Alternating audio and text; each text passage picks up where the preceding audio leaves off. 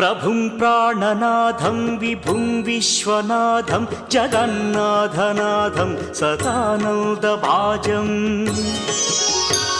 भवद्भव्यभूतेश्वरं भूतनाथं शिवं शङ्करं शम्भुमीशानमीडे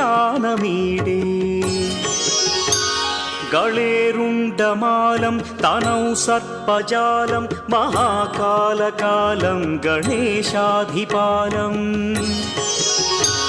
जटाजूटगङ्गोत्तरं गैर्विशिष्यं शिवं शङ्करं शम्भुमीशानमीडे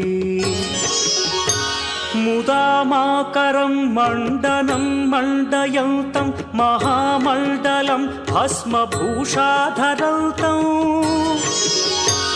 अनादिं ह्यपारं महामोहमारं शिवं शङ्करं